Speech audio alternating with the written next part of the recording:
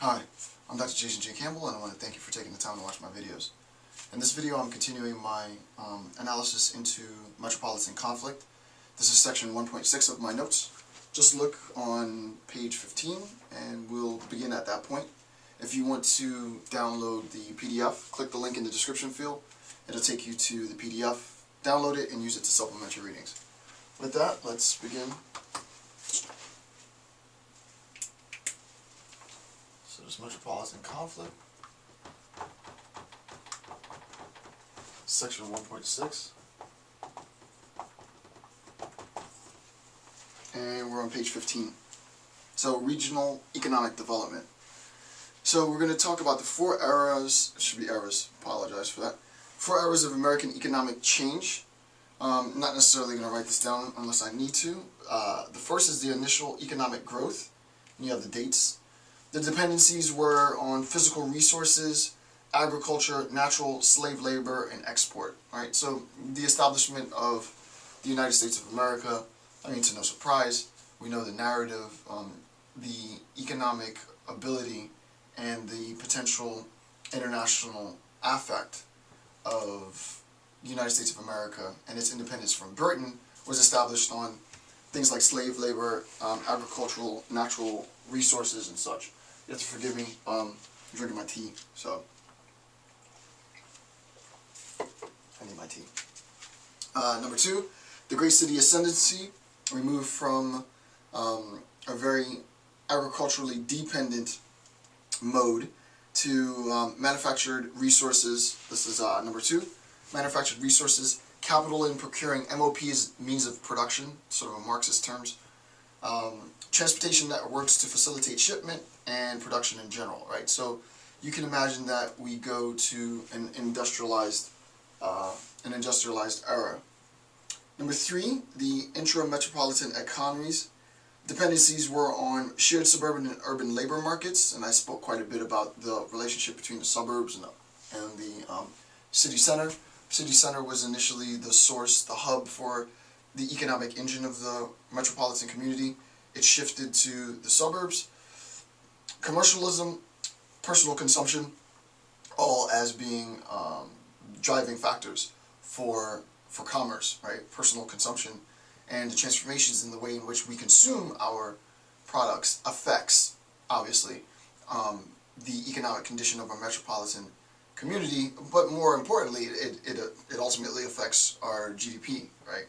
And then lastly, number 4, globalization, and this is contemporarily speaking, less need for labor, right? This is a direct quote from the text, right?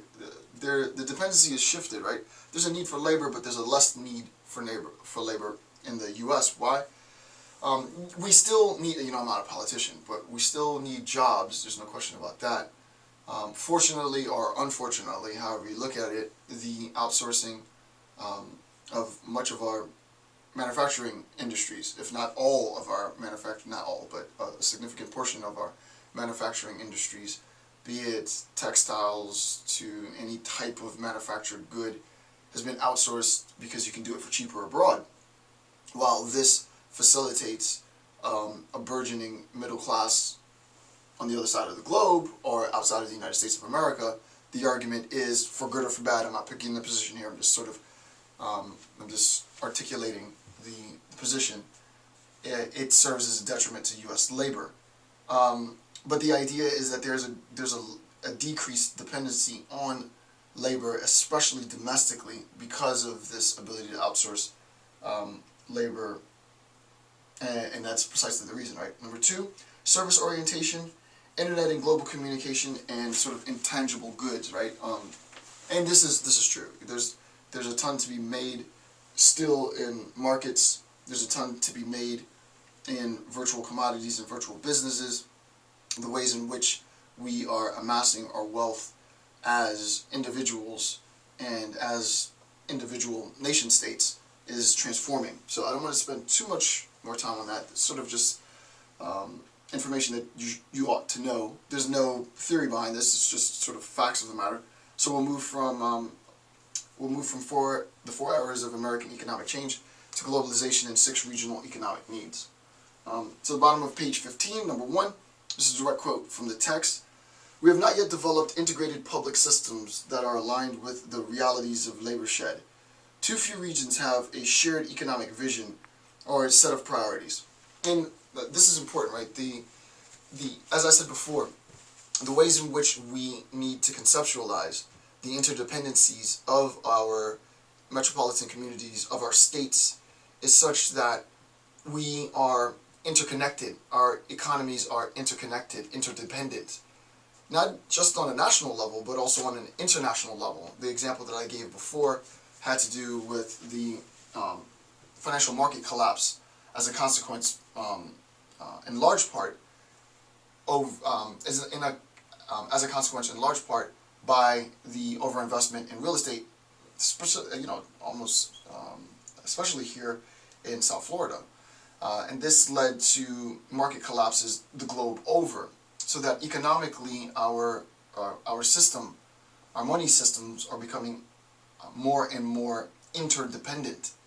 This idea of regional economic needs is a recognition that there needs to be a recognition of the systemic interdependencies between various regions, right? There is a systemic interdependency economically. And I'm not going to speak about what that is now because I'm not a city planner. I really don't understand the complexities, economic complexities of the various interdependencies economically between cities.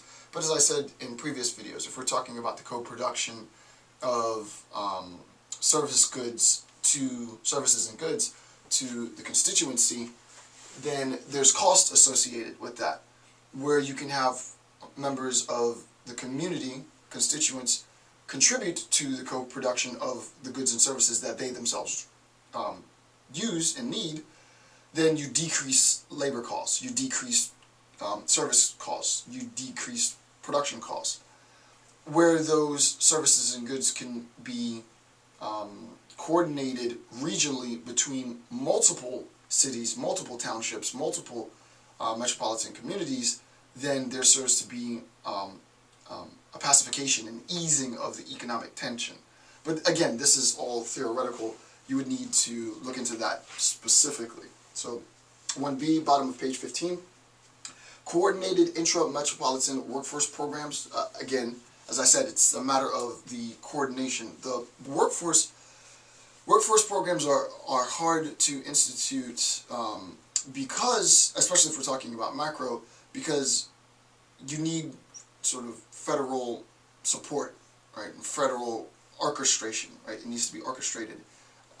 Usually something in terms of a large labor pool or a large labor workforce, a large initiative for employment needs to be organized, not necessarily, but it facilitates organization at the top.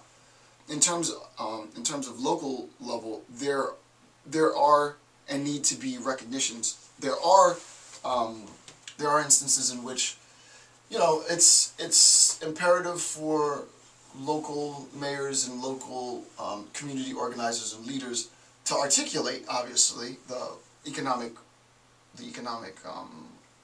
gaps in terms of upward mobility, in terms of the growing sort of, and there might be a little bit more narrative in this than I'm comfortable with, but the growing economic disparity between quote-unquote the haves and the have-nots, what have you.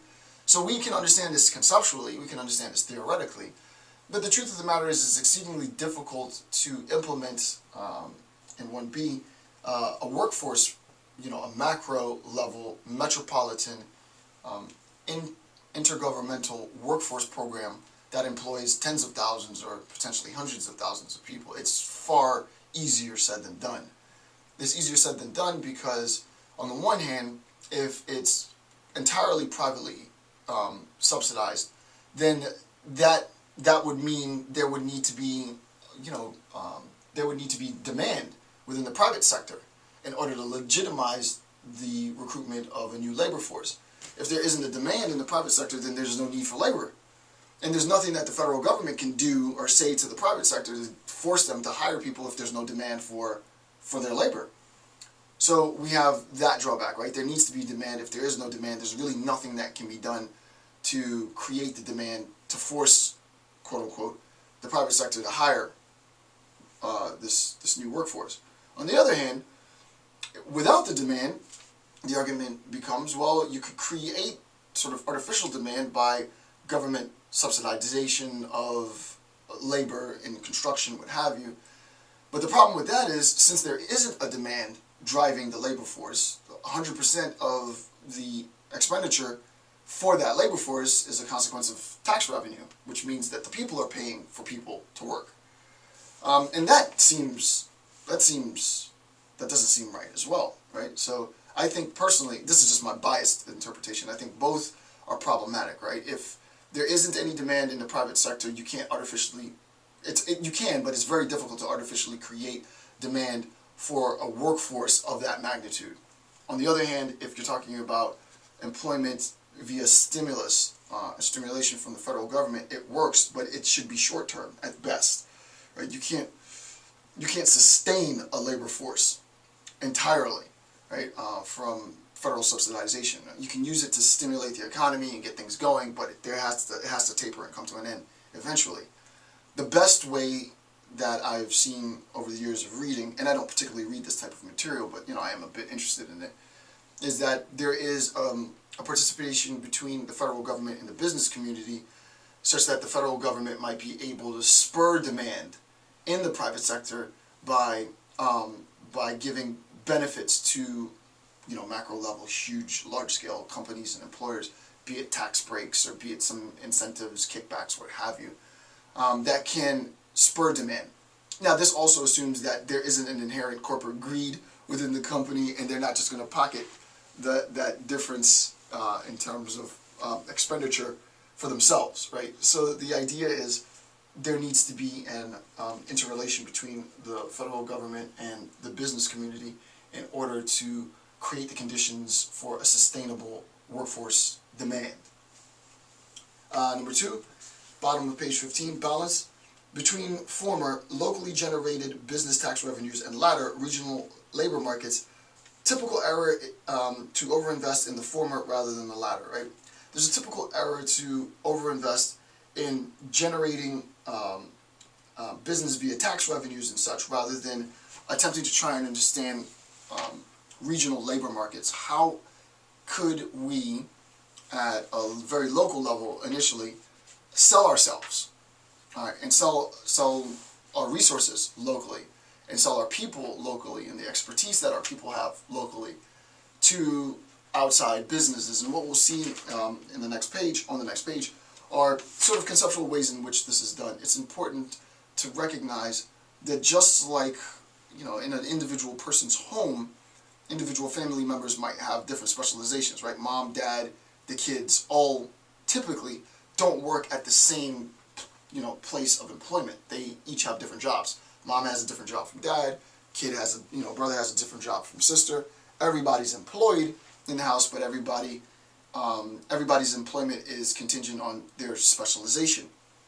If you think about the house as a region, as a template for a much larger scale, and each individual person in the house as a collective community of X number of thousands of people, you recognize that similarly we should have the same approach when it comes to, at least conceptually, right? The same conceptual approach when it comes to these workforce movements, these large labor movements regionally. Why?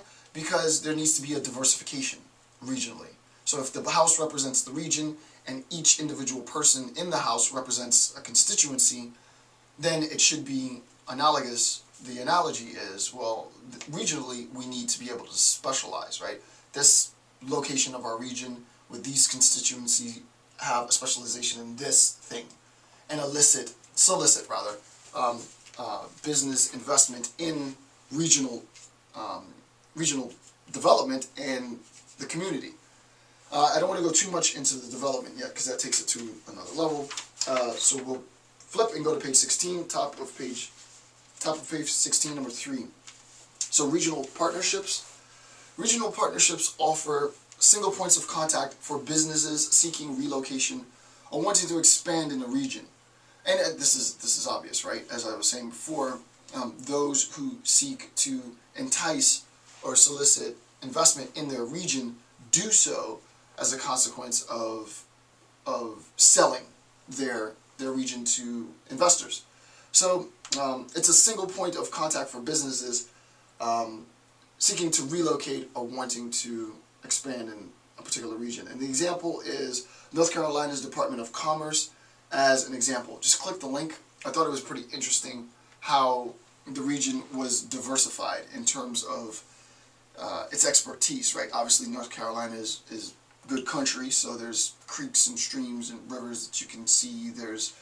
There are any number of service orientation businesses in the hospitality and industry that the region offers, and as a consequence of this diversification, you can get many types of business communities that would gain interest in the particular region.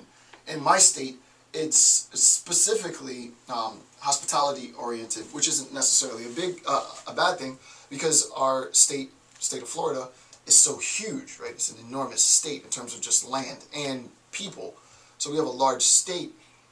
Lots of the economic revenue generated from our state is from hospitality. The idea, I would argue, just, and I'm not going to spend a lot of time on this, but I would argue that since we've quote-unquote cornered the market with respect to hospitality here in Florida, we should approach diversification by trying to see what other investments we could make in Florida's development at the micro level, in the cities and the townships and such, but also the organization of our resources to entice other types of businesses to Florida, right? Could we have, a high-tech industry in Florida?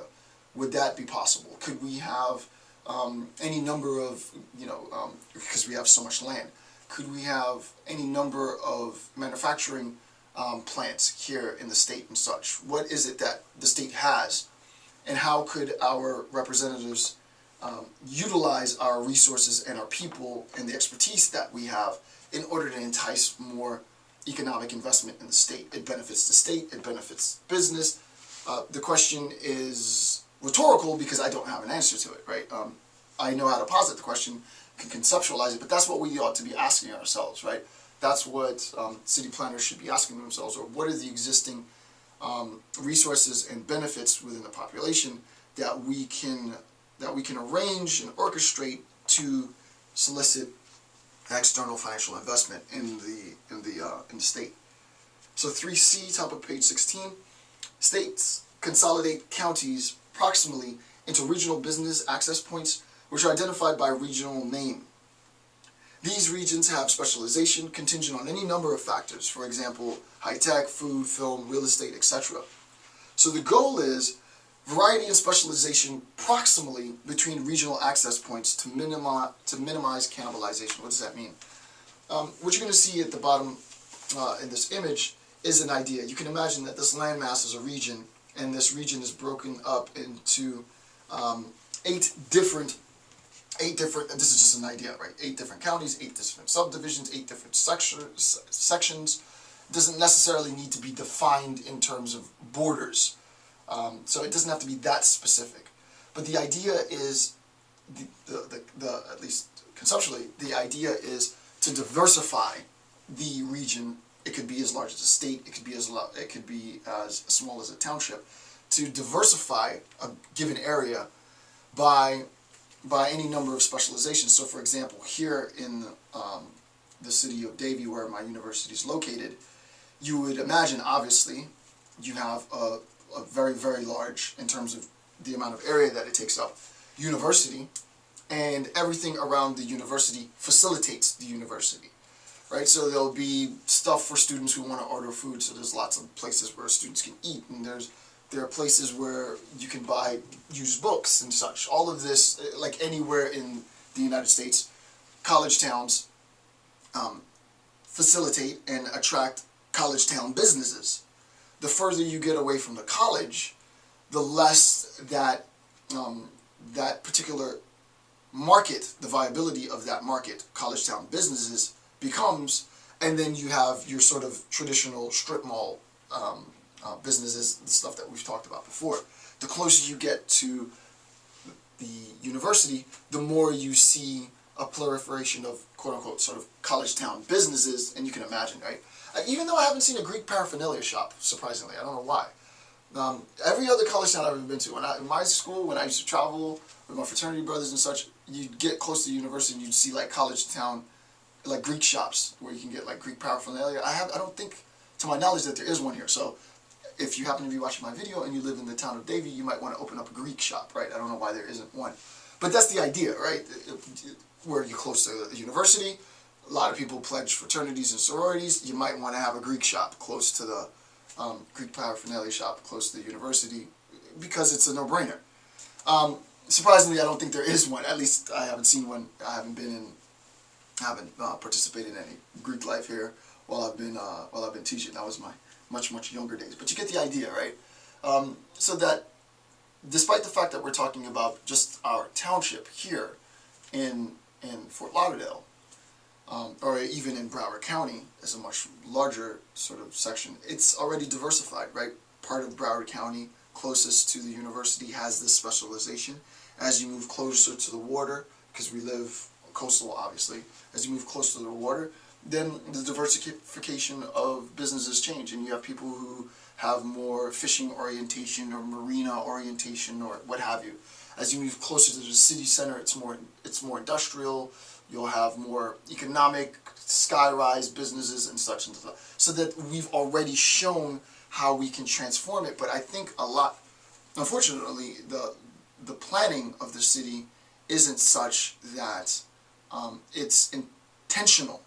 I think a lot of this develops organically, which is fine, but in terms of the sustainability of our future metropolitan development, it's important to recognize that we need to identify the tendencies in the economic tendencies and trends in our existing metropolitan communities, identify what are the key and essential hubs of economic investment and the generation of capital, be it the big factory, be it the university, be it the local Walmart or the Target. What are these different hubs of economic productivity, and recognize and trying to identify how these various hubs, allow for a specialization in the workforce, so that you can get very, very low-skilled labor to very, very high-skilled labor, and look at patterns, right? I mean, it would be interesting. It really would be interesting to see if you could identify how. I mean, it's too complicated for me to even articulate now, but I can think of a number of ways that you could create models to identify how the location of specific services and goods within a particular area spread out would lead to the development of that particular area, right? If you have a large labor force that's employed at what do they call it, the minimum wage?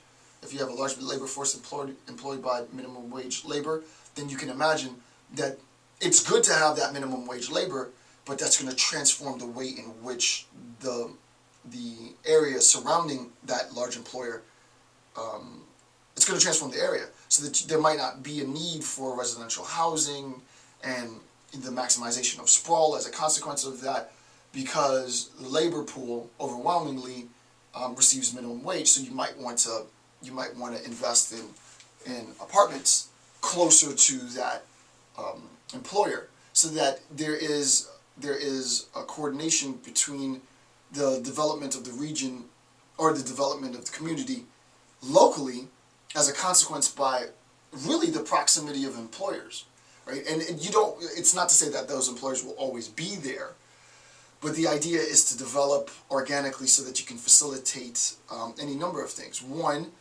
commute time, transportation dependencies, carbon footprinting, all of that could be minimized if you have a very, very large employer, and proximately close to that large employer you have affordable housing close to the employer.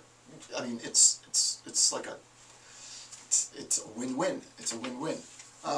There are problems with this, there are problems with this, because, it reminds me a little bit of sort of serfdom or sharecropping, so you have to be careful at it. You don't want it to be that. You don't want it to have that sort of connotation.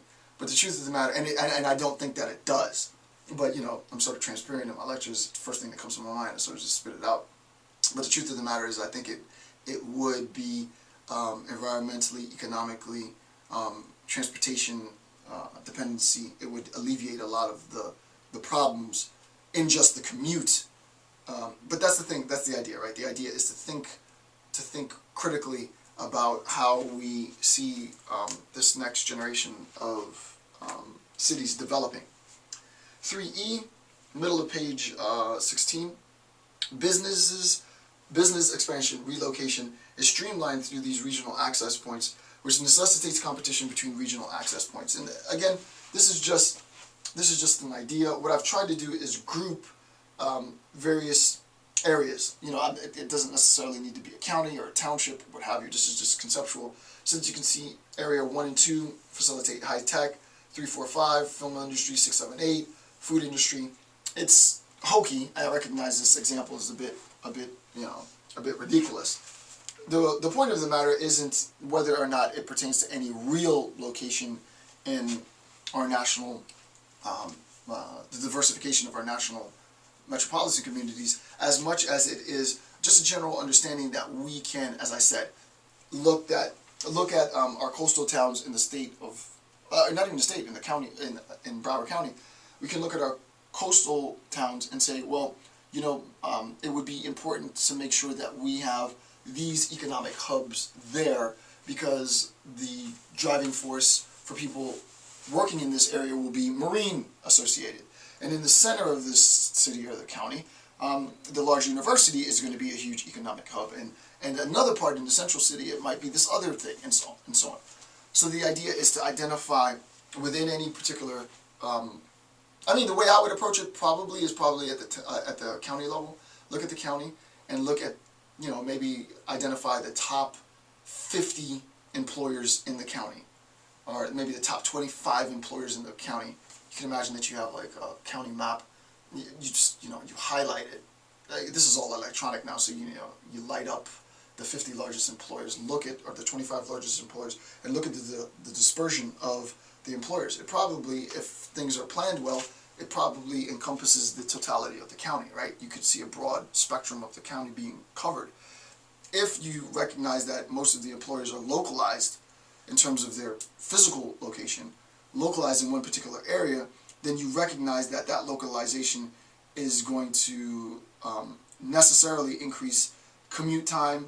It's going to increase carbon footprinting. It's going to increase traffic congestion because people are leaving one area to travel into another area. But if you don't see this, if you just, our 50 largest employers in our county, or the 25 largest employers in our county are these, but you don't recognize proximally where they're located, you can't have an appreciation for all of the other complications that arise as a consequence of just trying to get to work. What's important then would be, once that recognition is made, that we might want to incentivize relocating or incentivize new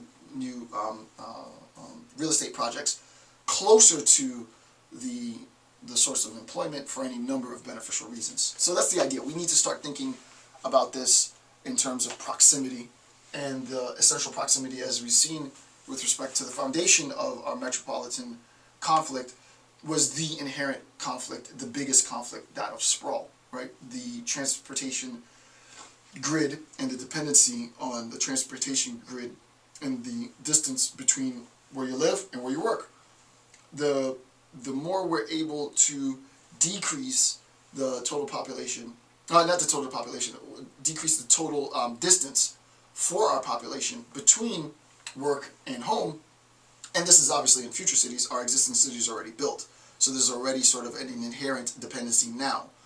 That inherent dependency has been sort of maximized, right? You're not gonna, via gentrification, maybe, yes. So via gentrification and city revitalization, sure, we can transform our inner cities, but in our city centrals, but in terms of the suburbs, it's fixed, right? These communities are fixed, they're not gonna change.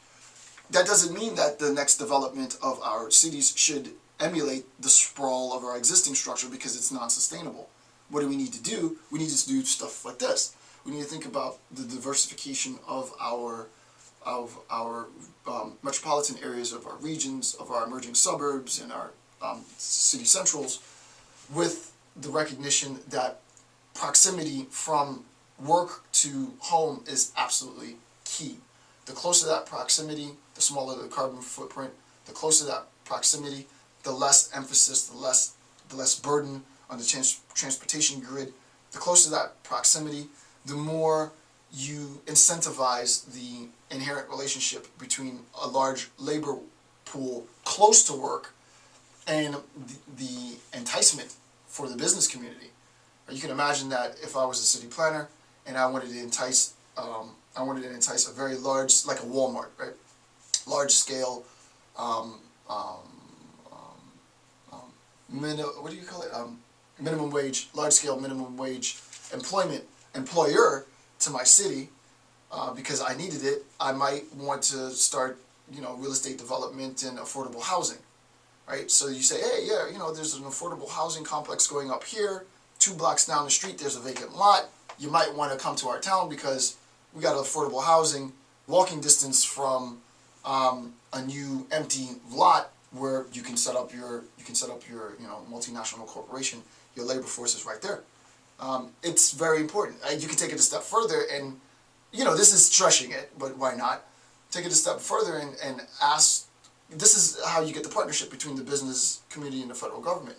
Maybe since this labor force obviously is going to be coming from the new apartment complex that we're building right down the street from a potential site where you could be building your company, maybe you want to contribute to, collaborate and contribute to some of the expenditure in that project, and maybe we can work on co-producing this relationship. Why? Because at the end of the day, both the business and the labor force and the developers and the constituents in that area could potentially benefit from building in this sustainable way, right?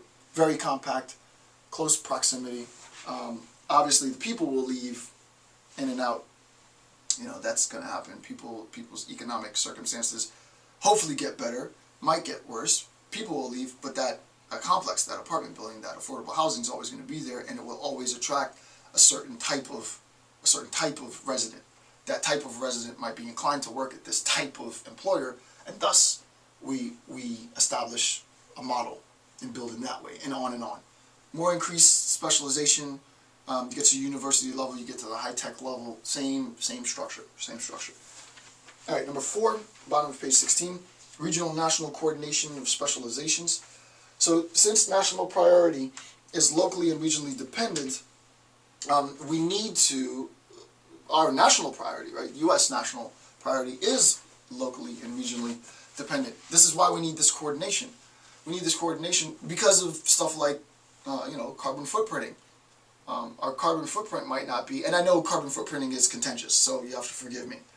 And I always try to remain objective in the lectures, but there are times where I sort of slip and I telegraph my bias a bit. So if you don't believe in, or you don't ascribe to sort of the carbon stuff, I get it. This is no problem. I'm not here trying to preach about that. But I do think it's important that we are cognizant of the pollution. That I think it's important. Look at what's happening in China now. China's building way too fast.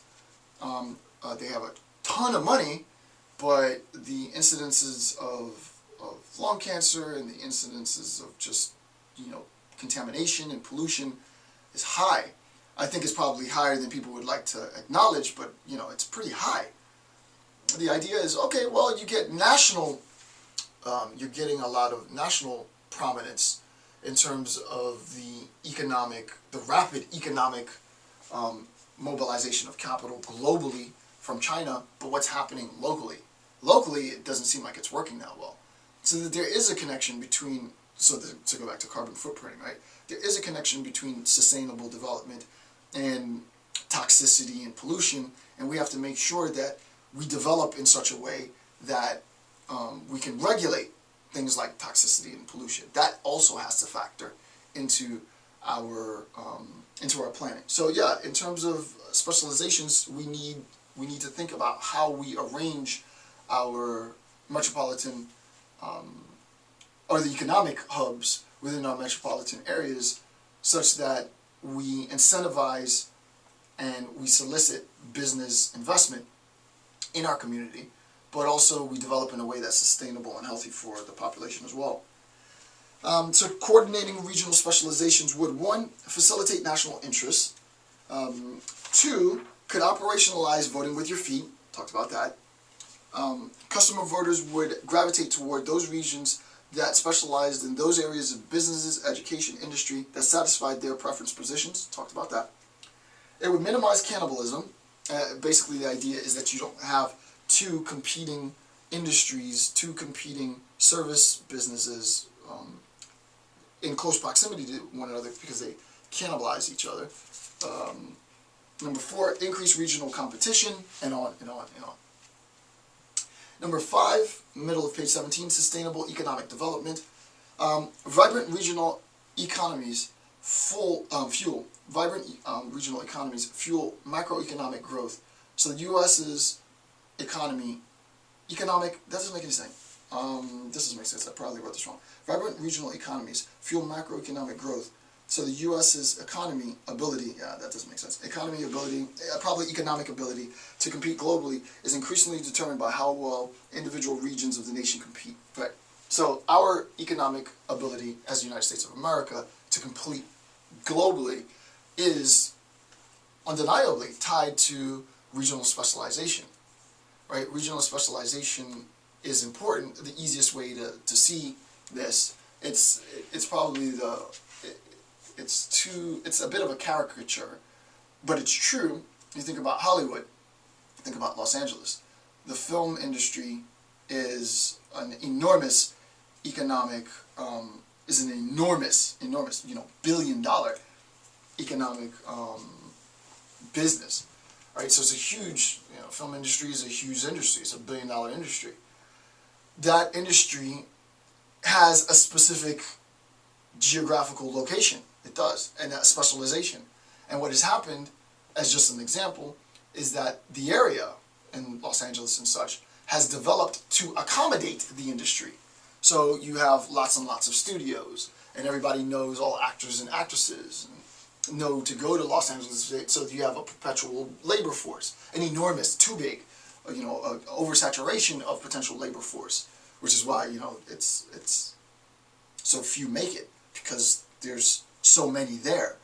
But the development of just that one region is now so specialized, and this is, I think, the genius of Los Angeles, is so specialized that there will forever, every generation, I can't see this happening where it would stop, for every generation of new aspiring actors and actresses, there is a limitless supply of labor in the area, because the labor gravitates towards that area. The area, in recognition of the billion-dollar, tens of billions, maybe even hundreds of billions of dollar industry that is the film industry, you have specialization in the area of studios and high-tech equipment and and the latest technology, so it attracts people who are interested in the film industry behind the scenes. And then it attracts all the writers, and so you get an idea. It becomes a magnet, right? There doesn't really need to be any advertising for LA, because LA does, it's just by the fact that we all know that that's where the movies get made. So all the writers want to go there, all the actors want to go there, all the tech people want to go there, and there is a limitless supply of talent there, and then studio execs and such get to pick the best of the best. Oh, I want you, the actress, I want you, the director, I want this guy who's really good at this new cinematographic, blah, blah, blah. Because the labor force gravitates there. I think that model is genius, right? I think that model is a really brilliant model. It's a hard model to replicate because it's entertainment, right? But I think conceptually speaking, we need to recognize that the national prominence of the nation needs to look more like the regional development of like a Los Angeles. And we need to do that not just in not just in movies, but we need to do that in the food industry, and we need to do that in like the emerging STEM, science, technology, engineering, mathematics fields, right? We need to do that with the emerging business community and high-tech community and medical communities and such that people know that, hey, if I want to be in the food industry, the best place to go is this state, this county in the United States of America. That's where all the food junkies go, right? That's the people who want to talk about distribution of goods and wholesale production, blah, blah, blah. This is where you go. And if you want to talk about high tech, this is a great place to go. And if you want to talk about university systems and such, well, university systems, it's usually New England. I mean, that's already sort of understood. But you get an idea, right? So what we end up having is, at a macro level, if you step back and you're looking at the map of the United States of America, is that you have very, very large regional specializations. The citizens, the diaspora of the American citizenry know, just like we know LA is a place to go if you want to be in this type of industry. Similarly, the diaspora of American citizens know if you want to be in this other industry, this is the place to go, and people will naturally vote with their feet, right? They'll gravitate towards those locations. What ends up happening? You have an oversaturation of potential employees. You have an oversaturation of potential employees. There are drawbacks to this, obviously, right? You get to pick the best of those employees. Everybody knows to go to that area for it, and you know, it's self-perpetuating. I make it easier said. I'm sure it's easier said than done, but I think the example of the film industry and its geographic location and our sort of collective understanding that that's where you go if you want to be in this industry, it allows for mobilization. It allows for a self-generating, continually replicating workforce. It allows for, because of investment and because of cheap labor, it allows for, you know, insane profit margins. I mean, nobody can make the profit margins that film makes, but ridiculous profit margins. And thus you have a very healthy national community, right? So don't think that regional specialization can't be used to bolster national prominence, national economic ability, because it can. So that's the idea, is to show that you can link regional specialization to national economic stabilization, right? So national prosperity is locally and regionally dependent. So possible benefits from regional specialization, this is the following quote: It is in the region that companies. Oh, okay, I get it. It is in the region that companies access and influence the development of specialized infrastructure that support their particular economic cluster. Right. So it's in this location. It's in the region that companies they begin their specialization. They recognize the economic benefits for being in this particular location as a consequence of the immediate access to a specialized group of constituents who have training of a certain type. The tax benefits of being in this particular region, the resource benefits of being in this particular region, and on and on and on and on. Number 6, regional national enforcement agencies. Last quote, communities focused on recruitment of single firms frequently offer incentive packages, and I've talked about this before. Tax incentives and subsidies to induce relocation to a metropolitan area. The example that I used was, come to New York. If you come to New York and you set up your business, you get, I guess, tax, you don't have to pay taxes for 10 years, blah, blah, blah, and I talked about that. Subsidy policies, however, lack transparency and public participation, and traditionally have lacked any binding requirement regarding benefits a company must produce for workers or the community. There's a drawback. But I don't want to go on. I don't want to sort of end on. I'm surprised I did that. I don't like ending on a negative note. The idea is to think about ways in which our local municipalities and our representatives, our mayors, and such, our townships can be organized and can assist in enticing and soliciting outside investment to the region. And what's being sold and what needs to be sold are the people, right? So if you have high-skilled labor or low-skilled labor, it doesn't really matter. There's power in people. And not every corporation wants to have or has a need for high-skilled laborers. Where there is a need for high-skilled laborers, we need to think about how we are in planning this next generation of cities, how we're going to organize our communities so that there is a benefit to our development, a benefit in terms of the relationship between employers and employees, a benefit in terms of decrease on sprawl, a benefit in terms of a decrease in the carbon footprinting, a benefit in terms of the decrease of the congestion on our transportation grids, and on and on and on and on and on and on. Okay, so that concludes section 1.6 of my lecture into metropolitan conflict. I want to thank you for taking the time to watch my videos. I'm Dr. Jason J. Campbell. Have a good day.